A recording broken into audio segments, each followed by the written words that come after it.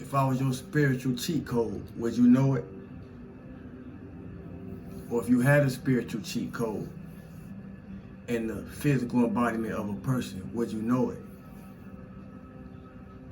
Would you recognize it? And if you recognize it, did you respect it? What did you learn from it? And all they taught you, what did you learn from it?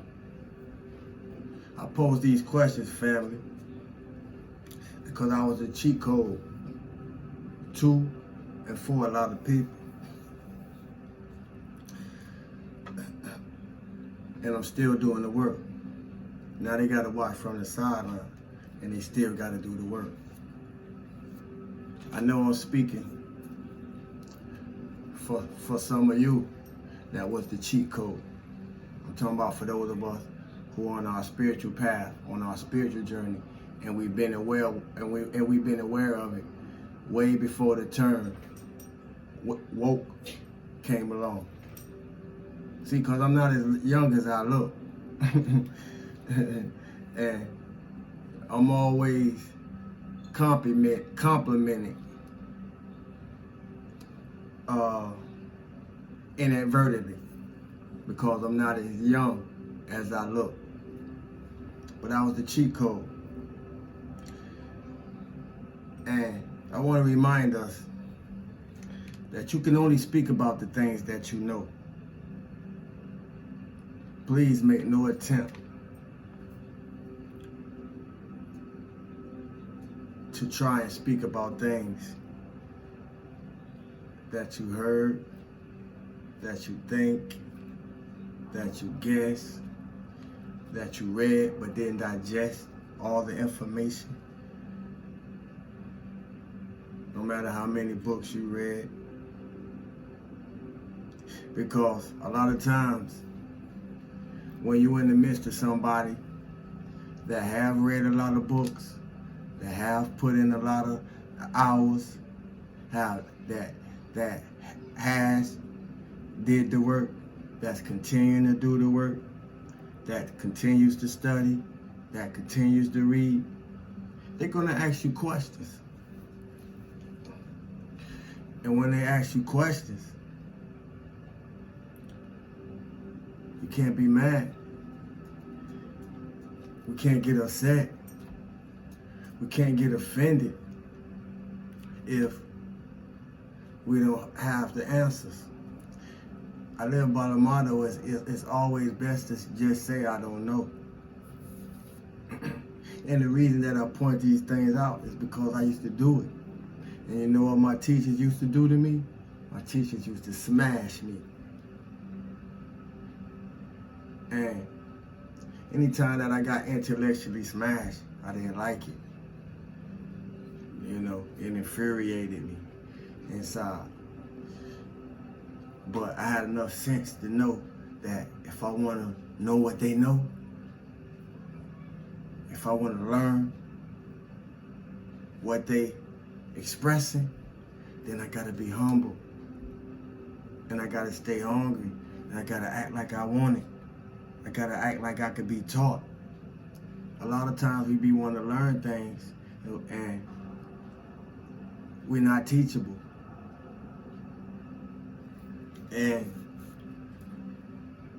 those who carry the codes, those who are the gatekeepers, we have an obligation, we have a responsibility, and we have an accountability to recognize it, so we don't cast pearls amongst swine. We don't give gems to Judases and Jezebels.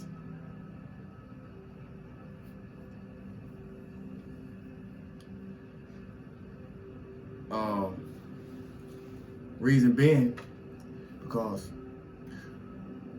we can lie to ourselves about a whole lot of things. That's a lot to us, but we can't lie about ourselves about nothing that's been the truth for us. I'm going to say it again, and I'm going to say it in another way. You can lie to yourself about yourself concerning me, but you can't lie to yourself about yourself, about the me that I've been. It's a stance that those of us are doing the work are going to have to take, because in all the truth that we've been, those who not doing the work are going to try to make us a lie. They're going to be our accusers. See, it's going to be the ones that we know that's going to be our accusers. And if you're not the one being accused, then I could be talking to the accuser. See, I'm not responsible who comes across or who is on the other side of this message. I'm just responsible to come here and deliver a message. You know, I've been ripping myself apart daily for a long time, and a whole lot of years. Way before we knew it as the term shadow work, I was calling it ripping myself apart.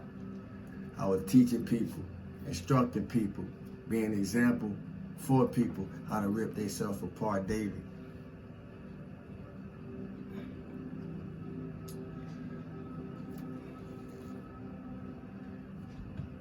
It's crazy how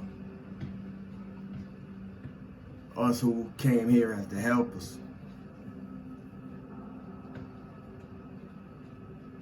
it's sad, almost, that it be the ones you here to help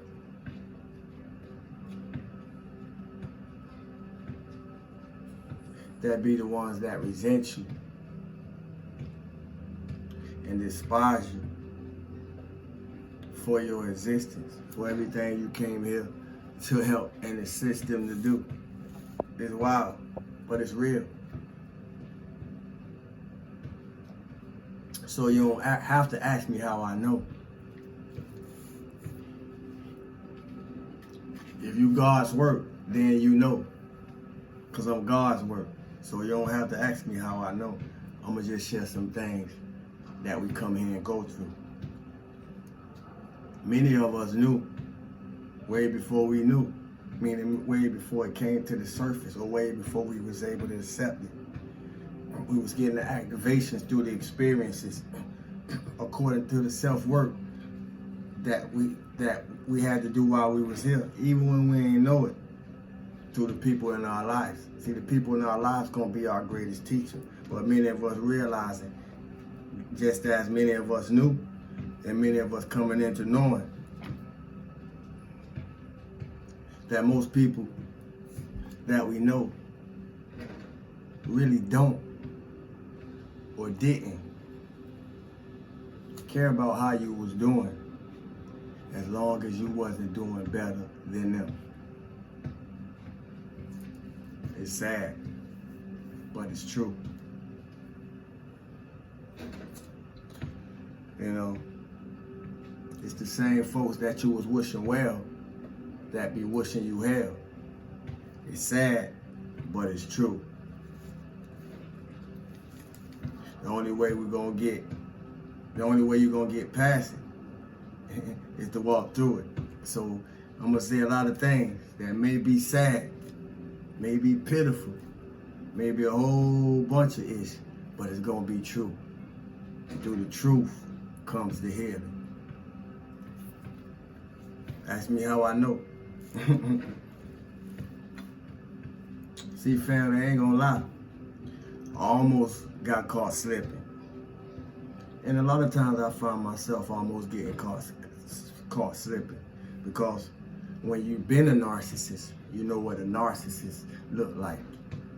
And when you've been a narcissist long enough, you can smell a narcissist from around the corner. You hear me? but I almost got caught slipping, I must admit. So I want to say we got to be careful. Or I want y'all to be careful with me. That while we're dealing with narcissists, when we find ourselves in the presence of narcissists, that we don't become a narcissist in the process. Because I almost got caught up. You hear me? And one thing about Sawu, I don't never have no problem stepping outside myself to check myself to see if I gotta snatch myself by the collar to get back together with myself. If you don't listen, you're gonna miss it. You hear me?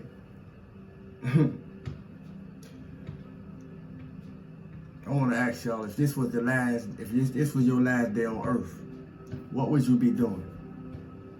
Or how would you want to spend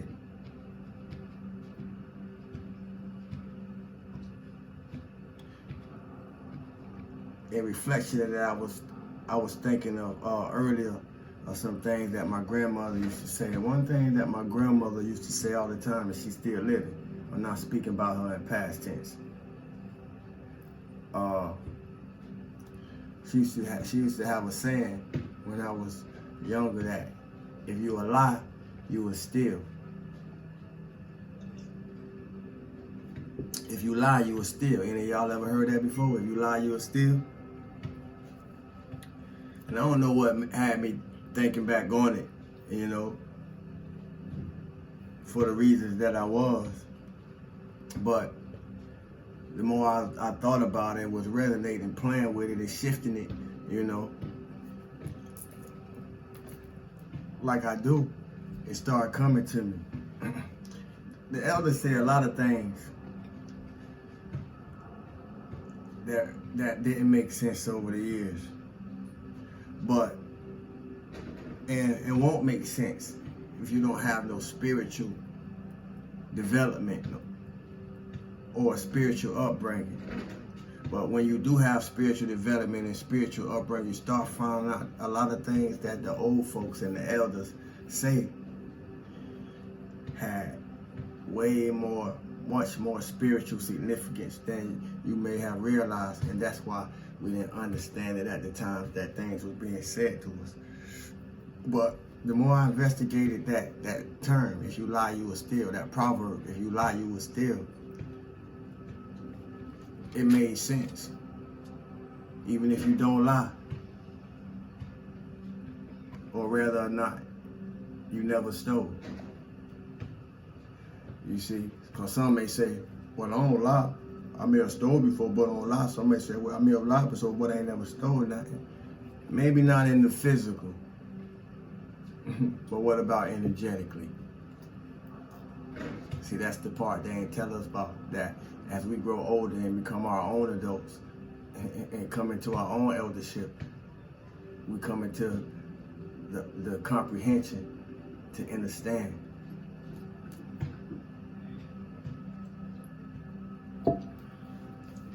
Beyond, I say that to say beyond enlightenment. Beyond the enlightenment, I want to say it again. It's frightening to be so aware, to be so in the know, to see that we're in a world where people got a burning desperation to be validated, do anything to win. Don't care who we tear down. Don't care who we corrupt.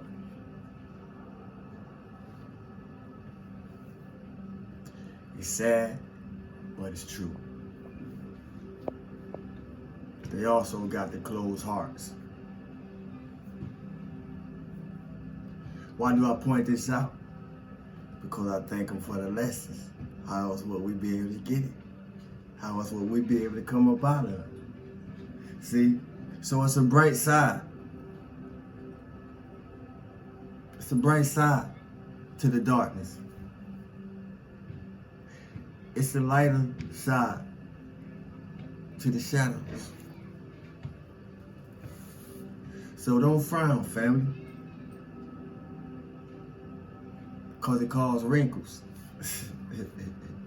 And it take a whole lot less muscle to smile than it do to frown and be mad. You hear me? If you don't listen, you're gonna miss it. I say that to say don't stop smiling in the face of adversity. And some of us need to start smiling, that is, in the face of adversity. Don't abuse your gifts, but don't misuse your gifts, especially to manipulate others. Remember, Karma got everybody's address. She got everybody at it, and she don't discriminate. Only people do. And now that's gonna be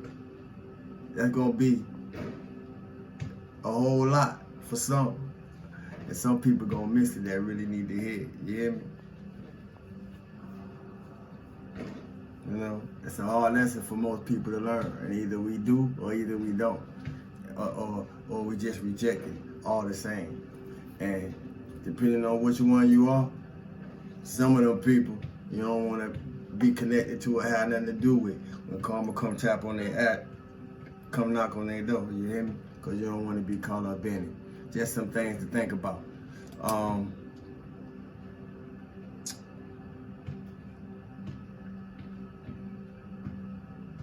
Stop being your own worst enemy. Stay healing.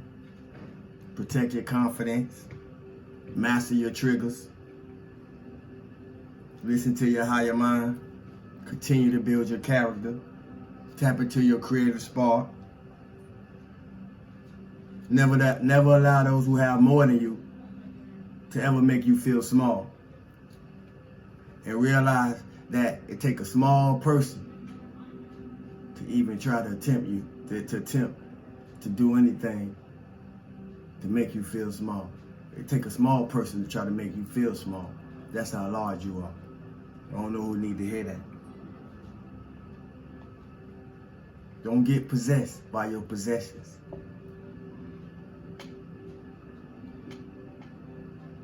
But be grateful for everything you have.